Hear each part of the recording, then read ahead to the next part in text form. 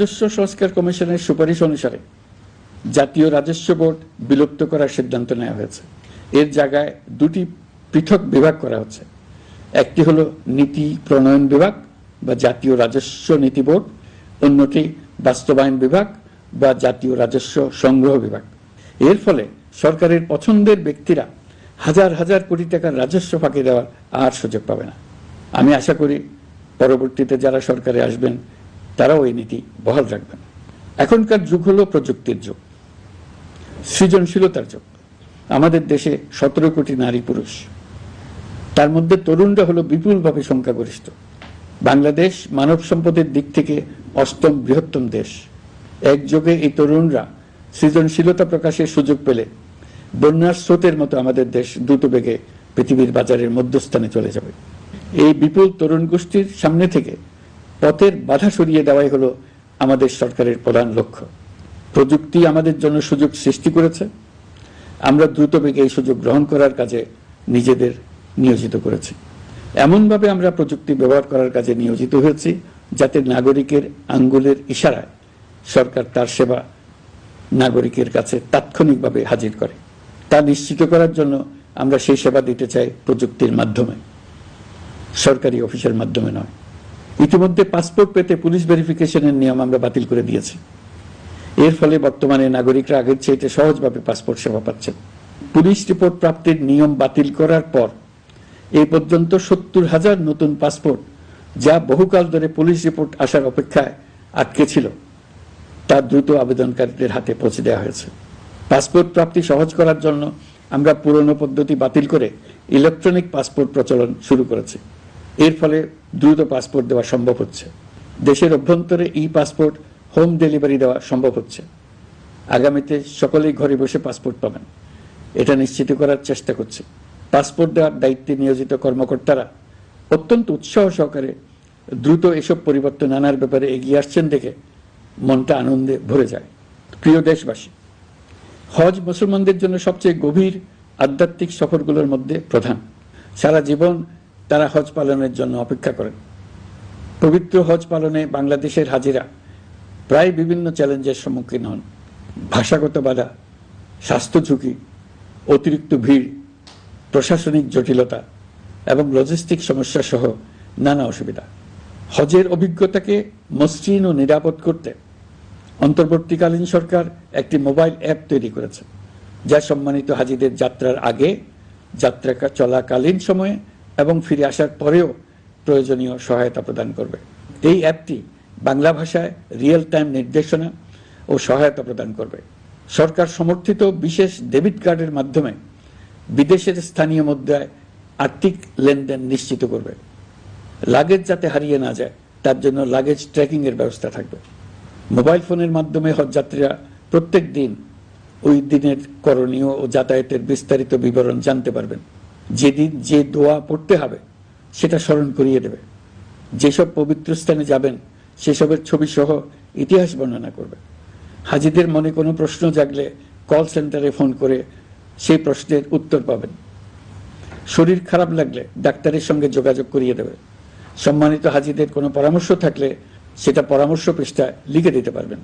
ভ্রমণের দৈনন্দিন ঝামেলার জন্য হজের মূল লক্ষ্যকে পরাজিত করতে না পারে তার জন্য সকল ব্যবস্থা এতে রাখা থাকবে।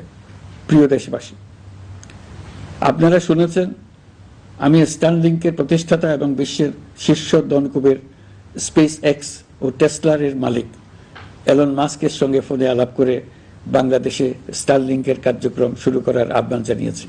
সে অনুসারে কোম্পানির প্রতিনিধিরা এখন বাংলাদেশে তাদের কার্যক্রম শুরুর আয়োজন করছে। তাদের সঙ্গে 3 মাসের মধ্যেই বাণিজ্যিক চুক্তি চূড়ান্ত করার কাজ চলছে। স্টারলিংকের মাধ্যমে স্বল্প মূল্যে উচ্চগতির ইন্টারনেট বাংলাদেশের ডিজিটাল জগতে একটা বিপ্লব আনবে। স্টারলিংক সেবা চালু হলে দেশের প্রতিটি গ্রাম, দ্বীপাঞ্চল, দুর্গম পাহাড়ি অঞ্চল অতি উচ্চগতির ইন্টারনেট সেবার আওতায় চলে আসবে। স্টারলিংক চালু হলে ভবিষ্যতে কোনো সরকার ইন্টারনেট সেবা বন্ধ করে মানুষকে আর তথ্যবন্দী করার কোনো সুযোগ পাবে না। বাংলাদেশের প্রতিটি অঞ্চলে বিশ্বমানের শিক্ষা, স্বাস্থ্যসেবা, অর্থনৈতিক ক্ষেত্রে সকল নাগরিকের অংশগ্রহণ নিশ্চিত করা যাবে। আমাদের নতুন প্রজন্ম দেশের যে কোনো প্রত্যন্ত অঞ্চলেই থাকুক না কেন, তারা বিশ্ব নাগরিক হয়ে গড়ে ওঠার সুযোগ পাবে। সরকার যুব উদ্যোক্তা নীতি 2025 প্রণয়ন করেছে। এর লক্ষ্য হবে সামাজিক, অর্থনৈতিক ও পরিবেশগত অগ্রগতির মূল চালক হিসেবে তরুণ তরুণীদের ক্ষমতায়ন করা। এই নীতি টেকসই উন্নয়ন লক্ষ্যমাত্রা অর্জনের উপায় হিসেবে সফল উদ্যোক্তা তৈরিতে সহায়ক হবে। সামাজিক ও অর্থনৈতিক ক্ষেত্রে তরুণ উদ্যোক্তাদের অবদানকে স্বীকৃতি দেওয়া হবে। প্রিয় দেশবাসী, জাতিসংঘের মহাসচিব অ্যান্টনিও গুতেরেস কয়েকদিন আগে বাংলাদেশ সফর করেছেন। তাকে সঙ্গে নিয়ে আমি কক্সবাজারে রোহিঙ্গা ক্যাম্পগুলোতে গিয়েছি। ক্যাম্পে অবস্থানরত 1 লাখ রোহিঙ্গা শিশু, কিশোর, নারী, পুরুষ সবার সঙ্গে একসঙ্গে ইফতার করেছে। আমাদের প্রস্তাবে সম্মতি জানিয়ে আগামী সেপ্টেম্বর মাসে জাতিসংঘের সাধারণ অধিবেশনে রোহিঙ্গা সংকট নিয়ে একটি পৃথক অধিবেশন আয়োজন করার প্রস্তুতি নিচ্ছে। মালয়েশিয়া ও ফিনল্যান্ড যৌথভাবে এই সম্মেলনের আয়োজক হতে এগিয়ে এসছে। এর পাশাপাশি অস্ট্রেলিয়ার সাবেক ভারপ্রাপ্ত প্রধানমন্ত্রী জুলি বিশপকে আমি এই গুরুত্বপূর্ণ সভায় মুখ্য ভূমিকা পালনের জন্য আহ্বান জানিয়েছি। তিনি আমার প্রস্তাব গ্রহণ করেছেন। জাতিসংঘের মহাসচিব বাংলাদেশ সফরে এসে জাতীয় ঐকমত্য কমিশনের সদস্য, রাজনৈতিক দলের নেতৃবৃন্দ ও তরুণদের সঙ্গে পৃথক পৃথকভাবে বৈঠক করেছেন। বৈঠকে সবাই জাতিসংঘের মহাসচিবকে নতুন বাংলাদেশ গঠনের স্বপ্নের কথা জানিয়েছেন।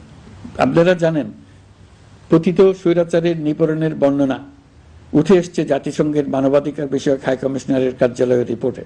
গত জুলাই আগস্ট মাসে বাংলাদেশের ছাত্র, শ্রমিক জনতার উপর শেখ হাসিনা সরকার ও আওয়ামী লীগ যে দমন, পীড়ন ও হত্যাকাণ্ড চালিয়েছে, এর পুঙ্খানুপুঙ্খ তদন্ত করে বিস্তারিত রিপোর্ট প্রকাশ করেছে তারা। এই রিপোর্টে স্পষ্টভাবে উঠে এসছে যে শেখ হাসিনা নিজেই নিরাপত্তা বাহিনীর কর্মকর্তাদের নির্দেশ দিয়েছিলেন বিক্ষোভকারীদের হত্যা করতে।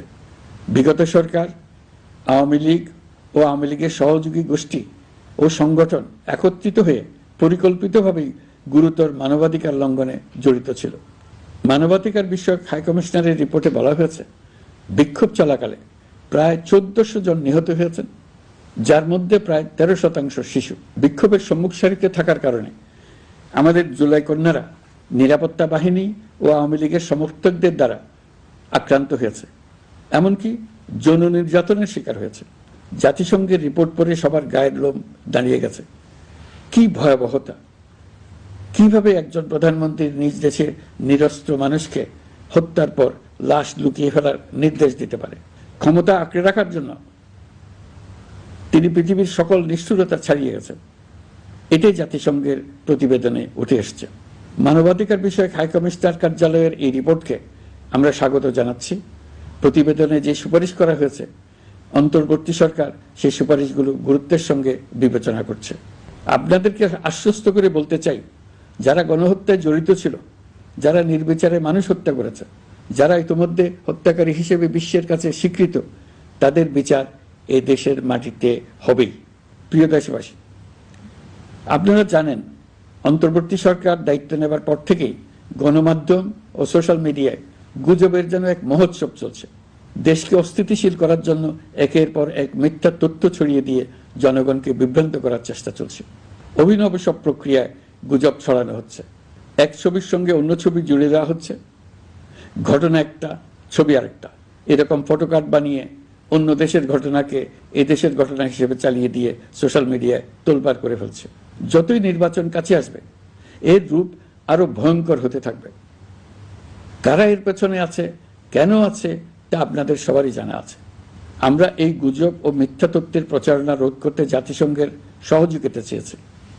জাতিসংঘের মহাসচিব এর মোকাবেলায় আমাদের সহযোগিতা করবেন বলে আশ্বাস দিয়ে গেছেন।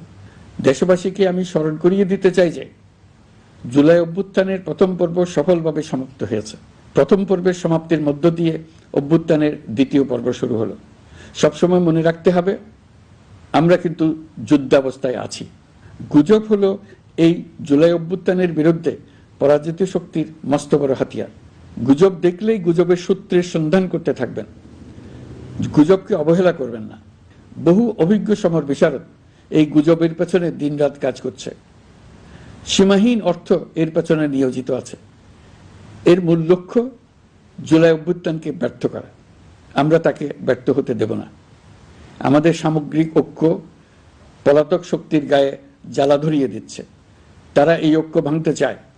তাদের অভিনব কৌশল আপনি টেরই পাবেন না, আপনি বুঝতেই পারছেন না কখন তাদের খেলায় আপনি পুতুল হয়ে গেছেন। আমাদের সচেতনতা এবং সামগ্রিক ঐক্য দিয়েই এই গুজবকে রুখতে হবে, পলাতক অপশক্তির ষড়যন্ত্রকে ব্যর্থ করে দিতে হবে। প্রিয় দেশবাসী, আপনারা জানেন ইতিমধ্যে জাতীয় ঐকমত্য কমিশন তাদের কাজ শুরু করেছে।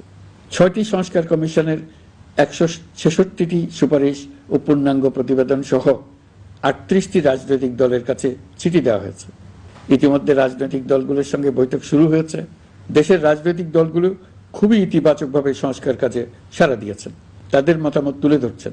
কোন রাজনৈতিক দল কোন কোন সংস্কার প্রস্তাবে একমত হয়েছেন, কোনটিতে দ্বিমত হয়েছেন, সেসব তারা জানাচ্ছেন। এটা আমাদের জাতির জন্য অত্যন্ত সুখকর বিষয় যে প্রতিটি রাজনৈতিক দল সংস্কারের পক্ষে মত দিচ্ছেন। ঐকমত্য কমিশনের মাধ্যমে সকল রাজনৈতিক দলের মতামত নেওয়ার কাজ এখন চলমান আছে। কমিশনের লক্ষ্য যে সকল বিষয়ে রাজনৈতিক দলগুলো একমত হবেন সেগুলো চিহ্নিত করা এবং তার একটা তালিকা প্রস্তুত করা। যে সকল দল এতে একমত হয়েছেন তাদের স্বাক্ষর নেওয়া। এই তালিকাটাই হবে জুলাই চার্টার বা জুলাই সনদ।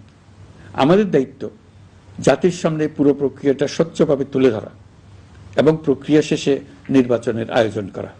নির্বাচনের ব্যাপারে আমি আগেও বলেছি, আবারও বলছি, এবছর ডিসেম্বর থেকে আগামী বছরের জুনের মধ্যে নির্বাচন হবে। আমরা চাই আগামী নির্বাচনটি বাংলাদেশের ইতিহাসে সবচেয়ে অবাধ, সুষ্ঠু ও গ্রহণযোগ্য নির্বাচন হবে। এই জন্য নির্বাচন কমিশন সব ধরনের প্রস্তুতি নিতে শুরু করেছে। রাজনৈতিক দলগুলো ব্যাপক উৎসাহ উদ্দীপনায় নির্বাচনের জন্য তৈরি হতে শুরু করবে বলে আশা করছি।